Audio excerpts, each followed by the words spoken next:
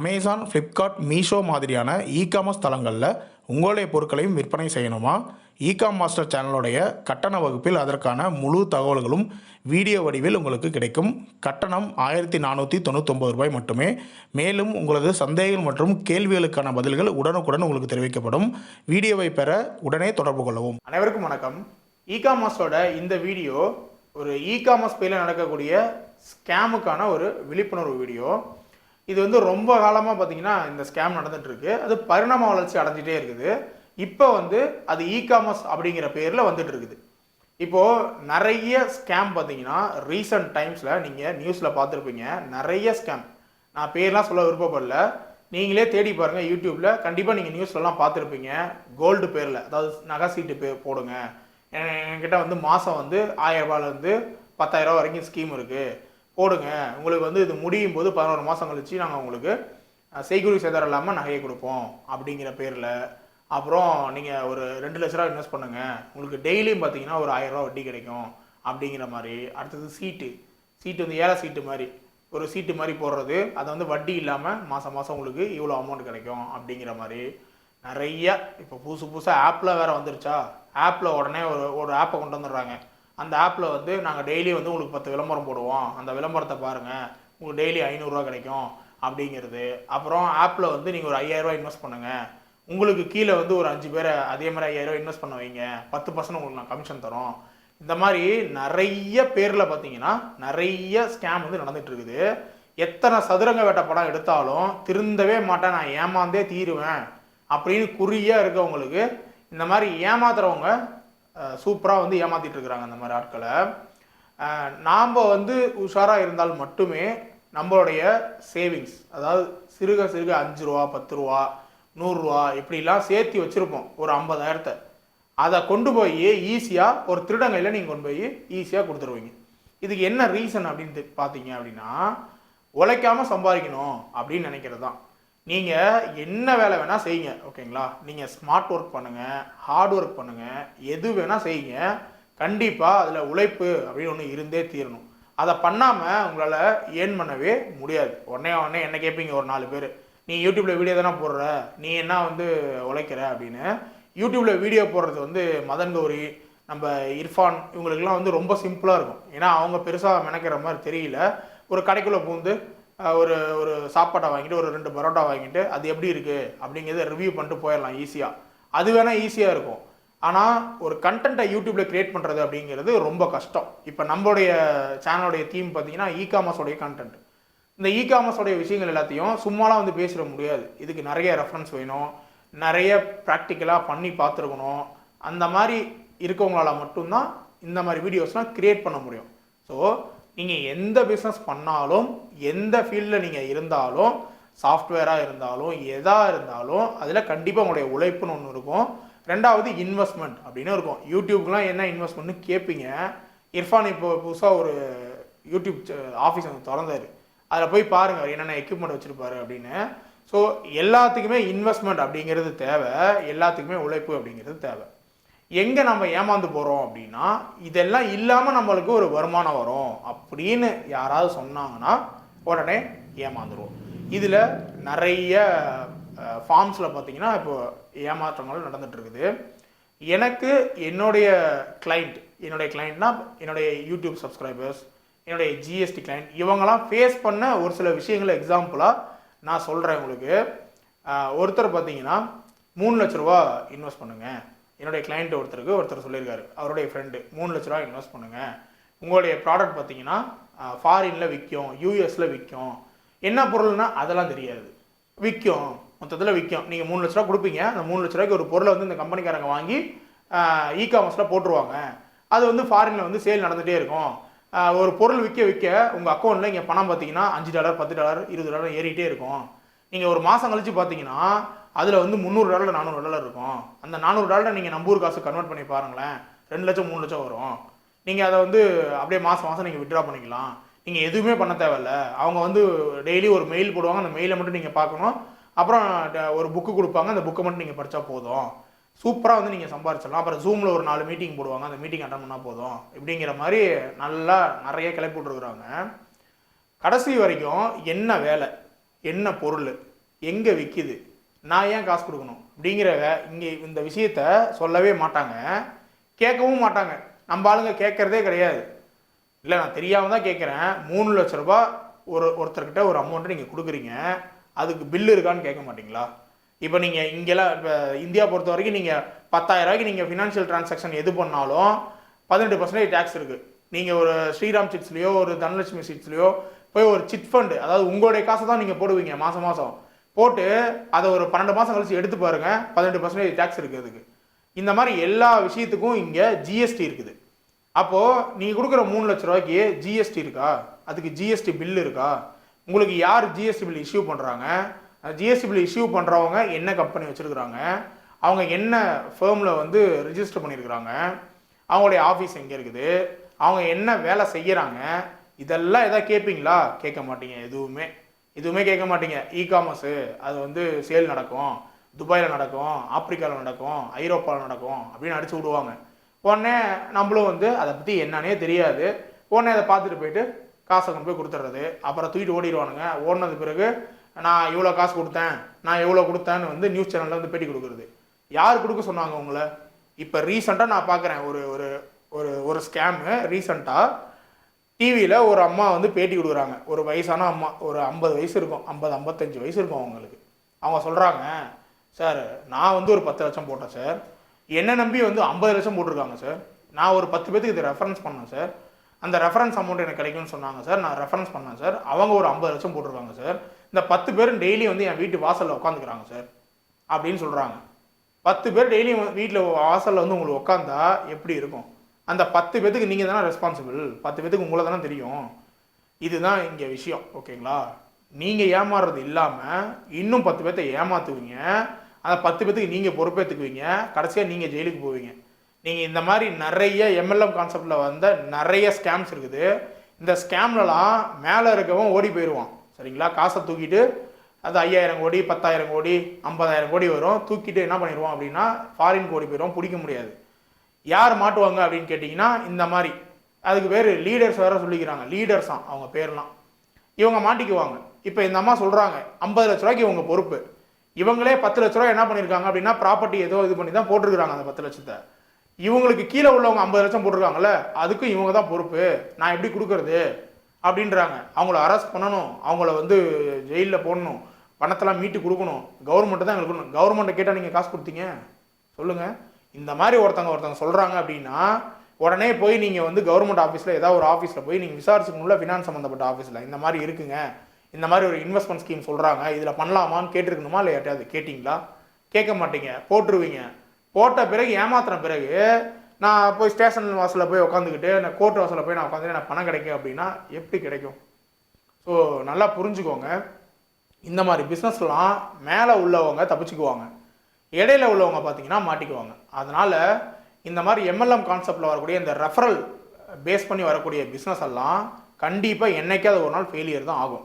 2 வருஷம் கழித்து ஃபெயிலியர் ஆகலாம், 10 வருஷம் கழித்து ஃபெயிலியர் ஆகலாம், என்னைக்கா இருந்தாலும் ஃபெயிலியர் ஆகலாம். ஃபெயிலியர் ஆகும்போது என்ன ஆகும் அப்படின்னா நீங்கள் லாஸ் பண்ணுறது இல்லாமல் உங்களுக்கு கீழே நிறைய பேர் லாஸ் ஆகிடுவாங்க.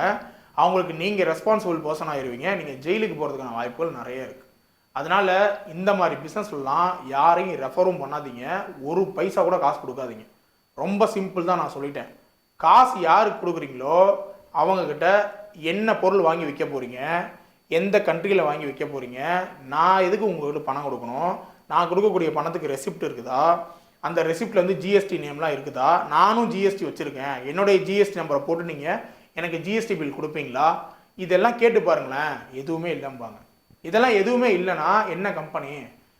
இகாமர்ஸில் வந்து நான் மாதம் வந்து நான் நிறைய கிளைண்ட்டுக்கு ஃபைல் பண்ணி கொடுத்துட்ருக்கேன். மாதம் அவங்க டேர்ன் ஓவரே 10,000 5,000 8,000 3,000க்கெலாம் டேர்ன் ஓவர் பண்ணுறாங்க. அமேசான் ஃப்ளிப்கார்ட்டில் விற்கிறவங்க அவங்களே ஜிஎஸ்டி கட்டுறாங்க மாதம் மாதம். அவங்களுக்கே ஜிஎஸ்டி நம்பர் இருக்குது. அப்படி இருக்கும்போது நீங்கள் லட்சக்கணக்கில் டேர்ன் ஓவர் பண்ணுறவங்க, லட்சக்கணக்கில் பிஸ்னஸ் பண்ணுறவங்க ஜிஎஸ்டி வச்சு தானே பண்ணுவீங்க. அப்போ உங்களுக்கு ரெஜிஸ்ட்ரேஷன் நம்பர்லாம் இருக்கும்ல, அதெல்லாம் வாங்கி செக் பண்ணிங்கன்னா தெரிஞ்சு போயிடும் இது உண்மையா பொய்யா அப்படின்னு. அதுவும் சில பேர் பார்த்தீங்கன்னா என்கிட்ட ஒரு 2-3 பேர் என்கிட்ட நம்ம யூடியூப் சேனலை பார்த்து கேட்டிருந்தாங்க. இந்த இகாமர்ஸுங்கிற வேர்டு வருது இல்லை, இகாமர்ஸுங்கிற வேர்டு வர்றதுனால என்கிட்ட ஒரு 2-3 பேர் கால் பண்ணி இந்த மாதிரி இகாமர்ஸ்னு சொல்கிறாங்க, நீங்கள் தான் இகாமர்ஸ் பற்றி சொல்கிறீங்களே, இதை பற்றி சொல்லுங்கன்னு கேட்டாங்க. இந்த விஷயத்தெல்லாம் நான் உங்களுக்கு சொல்லிட்டேன். சொல்லி முடிஞ்சு என்ன சொல்கிறாங்க, அப்படியா, சரி சரி சரி சரிங்க நான் பார்த்துக்கிறேங்க அப்படின்றாங்க. அதாவது நான் சொல்கிறத நம்பலை அவங்க, நான் சொல்கிறத நம்பலை, அவங்களுக்கு ஒருத்தர் சொல்லியிருப்பார் இல்லையா, அதை அவ்வளோ சூப்பராக நம்புகிறாங்க. அப்போ நான் சொல்கிறது பொய் போல இருக்கு அப்படின்னு சொல்லி எனக்கு எந்த நஷ்டமும் கிடையாது. ஓகேங்களா, ஏமாறுறவங்க இருக்கிற வரைக்கும் ஏமாத்துறவங்க கன்ஃபார்மாக இருந்துட்டு தான் இருப்பாங்க. நான் முதல்ல சொல்லிட்டேன், உழைக்காமல் உங்களுக்கு ₹1 கூட கிடைக்காது. அதனால் நீங்கள் சிறுக சிறுக சேர்த்து வச்ச காசை தயவு செஞ்சு லாஸ் பண்ணிடாதீங்க. அப்புறம் இன்னொரு எக்ஸாம்பிள், என்னுடைய கிளைண்ட் ஒருத்தர் ஜிஎஸ்டி, அவருக்கு நான் தான் ரெகுலராக ஃபைல் பண்ணி கொடுத்துட்ருக்கேன். அவர் என்ன பண்ணியிருக்காரு அப்படின்னா, அவருடைய மனைவியுடைய அக்கௌண்ட்டில் ஒரு ₹1,00,000 பணத்தை போட்டு வச்சுருக்காரு. ஒரு எமர்ஜென்சிக்கு எப்போயாவது வந்து நம்ம எடுத்துக்கலாம் அப்படின்னு. திடீர்னு ஒரு மனைவிகிட்ட வந்து ஒரு லேபருக்கு ஒரு பேமெண்ட் கொடுக்கணும், எனக்கு வந்து ஒரு ₹50,000 கொடு, உன் அக்கௌண்ட்டை கூட ஏடிஎம் கொடுன்னு போய் வாங்கிட்டு போய் பார்த்தா அதில் வந்து ₹50 கூட காசு கிடையாது. அவர் ₹1,00,000 காசு வச்சுருந்துருக்காரு, ₹50 கூட கிடையாது. என்னான்னு சொல்லி விசாரிக்கும் போது சொல்லியிருக்காங்க, ஒரு ஆப்பான், ஒரு டெலகிராம் குரூப்பான், ஒரு வாட்ஸ்அப் குரூப்பான், அதில் வந்து ஃபஸ்ட்டு வந்து ஒரு மெசேஜை போட்டிருக்காங்க. யார்? ஒரு பொண்ணு. மெசேஜ் போட்டாவே பொண்ணு தான். ஏன்னா பொண்ணு சொன்னால் எல்லாத்தையும் நம்பிடலாம். ஓகேங்களா, அதை வந்து நான் பசங்களை சொல்லலை, பசங்களும் அப்படி தான் நம்புகிறாங்க, லேடிஸும் அப்படி தான் நம்புகிறாங்க. ஒரு பொண்ணு பேசுனா பையனாக இருந்தாலும் சரி பொண்ணாக இருந்தாலும் சரி நம்பிடுறாங்க. ஒரு பொண்ணு பேசுனா அது கரெக்டாக தான் இருக்கும், அது ஃபேக்காக இருக்காது அப்படின்னு நம்பிடுறாங்க. ஒரு பொண்ணு வந்து ஒரு பேசியிருக்கு, இந்த மாதிரி ஒரு நம்பராக நமக்கு கிடைக்காது, ஃபோன் நம்பராக கிடைக்காது, நம்ம தான் எங்கே போனாலும் ஃபோன் நம்பர் கொடுத்துட்றோம். இப்போ ஒரு லக்கி ட்ராலாம் இருக்குல்ல, சூப்பர் மார்க்கெட்டில் கூட அந்த மாதிரி பண்ணுறாங்க. சூப்பர் மார்க்கெட்டில் கூட எங்கள் ஊர் சூப்பர் மார்க்கெட்டில் பார்த்தீங்கன்னா ஒரு இந்த தீபாவளிக்கு பார்த்தீங்கன்னா ஃப்ரிட்ஜோ ஏதோ ஒரு ஆஃபர் இருக்குது. நீங்கள் உங்கள் பேர், மொபைல் நம்பரு, மெயில் ஐடி இதெல்லாம் நீங்கள் வந்து எழுதி கொடுக்கணும், எழுதி தான் அதை குலுக்கி போட்டு நாங்கள் அதில் ப்ரைஸ் வரும் உங்களுக்கு கொடுப்போம் அப்படிங்கிற மாதிரி சொல்கிறாங்க. ஸோ எங்கேயா இருந்து ஒரு இடத்துல நம்மளுடைய மொபைல் நம்பர்லாம் லீக் ஆயிரும். சரிங்களா, ஸோ கால் பண்ணுறாங்க, பண்ணி எனக்கு வந்து ஒரு ₹5,000 இன்வெஸ்ட் பண்ணுங்க, உங்களுக்கு வந்து ஒரு நாளைக்கு ₹500 வட்டி கொடுக்குறோம் அப்படிங்கிற மாதிரி கேட்டிருக்கிறாங்க. ஒரு ஆப் இருக்குங்க, அந்த ஆப்பை மட்டும் உங்கள் ஃபோனில் இன்ஸ்டால் பண்ணிக்கோங்க. அந்த ஆப்லேயே நீங்கள் எங்களுக்கு எவ்வளோ பணம் கொடுத்தீங்க, உங்களுக்கு எவ்வளோ வட்டி வந்திருக்கு, இதெல்லாம் உங்களுக்கு ஆப்லேயே வந்து தெரியும், நீங்கள் வித்ட்ரா பண்ணிக்கலாம் ஈஸியாக அப்படின்னு சொல்லியிருக்காங்க. இவங்க முதல்ல 5,000 போட்டிருக்காங்க, அப்புறம் 10,000 போட்டிருக்காங்க, அப்புறம் ₹25,000 போட்டிருக்கிறாங்க, அப்புறம் ₹75,000 போட்டிருக்காங்க. இப்படியே மொத்தமாக போட்டதில் அவங்களுக்கு அந்த அக்கௌண்ட்டில் அந்த ₹1,00,000 ஃபுல்லாக காலி ஆகிட்டுருக்கு. காலியாகி அவங்களுக்கு அக்கௌண்ட் ரிட்டர்னாக பார்த்தீங்கன்னா ஒரு ₹10,000 கிட்ட வந்திருக்கு. எப்படின்னா ஃபஸ்ட்டு வந்து ஏமாத்திரம் என்ன பண்ணுவோம் அப்படின்னா நம்மளை நம்ப வைப்பான். ஸோ நம்ப வைக்கும்போது என்ன பண்ணிட்டாங்கன்னா, இவங்களுக்கு ஒரு ₹10,000 வரும்னு நம்பிட்டாங்க. ஓகே நமக்கு கரெக்டாக வந்துடும் போல இருக்குது அப்படின்னு. அதுக்கு பிறகு இவங்க போட்ட எல்லா காசும் ஆட்டையை போட்டாங்க, எந்த காசும் திரும்ப வரல. கேட்டால் அவங்க வந்து இங்கே சவுத் இண்டியனே கிடையாது, அவங்க நார்த் இண்டியன். ஏன்னா அவங்களுக்கு தமிழே தெரியல. அவங்க பண்ணுறது எல்லா டெக்ஸ்ட் மெசேஜும் இங்கிலீஷில் தான் பண்ணுறாங்க, கால் பண்ண அட்டன் பண்ண மாட்டேங்கிறாங்க, இந்த மாதிரி விஷயங்கள். ஆனால் முதல்ல பேசின பொண்ணு இருக்குது பார்த்தீங்களா, அது தமிழ். இது எப்படின்னா இது ஒரு பெரிய நெட்வொர்க், நீங்கள் இதெல்லாம் போனால் பிடிக்கவே முடியாது.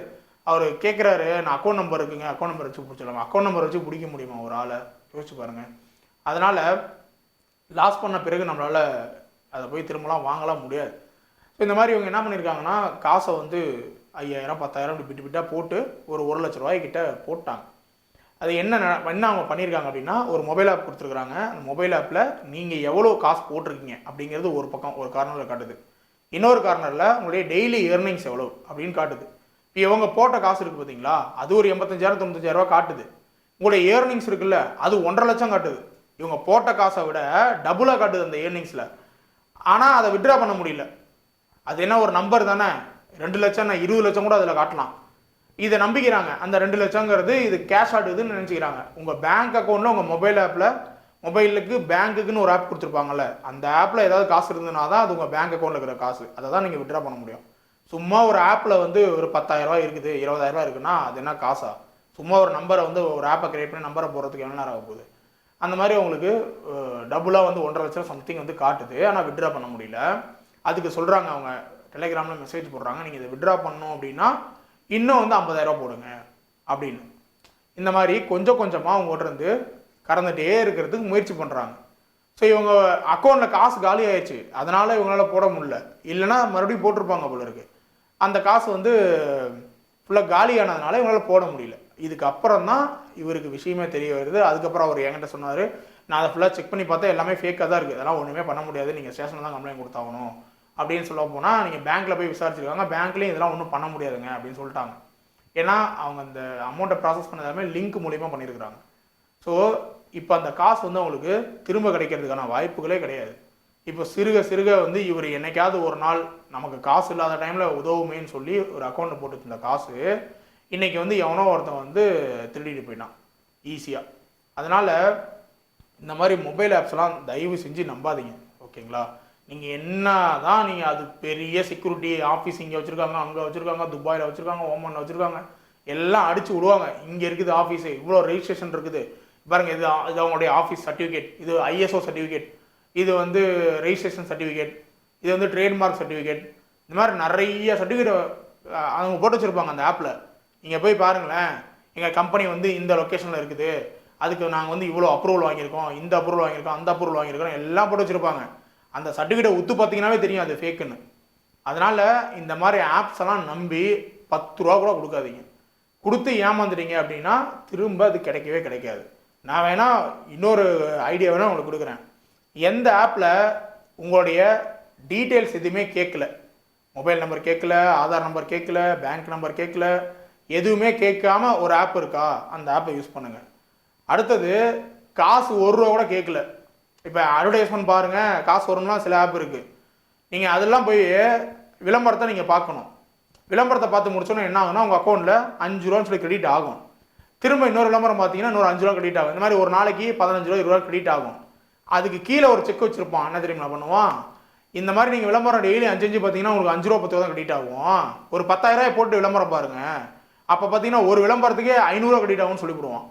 உடனே நம்ம என்ன பண்ணிடுறது, ஒரு விளம்பரம் பார்த்தா 5 ரூபா தான் இப்போ வருது, நம்ம 10,000 ரூபா காசு போட்டோம்னா ஒரு விளம்பரம் பார்த்தா 500 ரூபா வரும் அப்படின்ட்டு 10,000 ரூபா காசை போட்டுருது.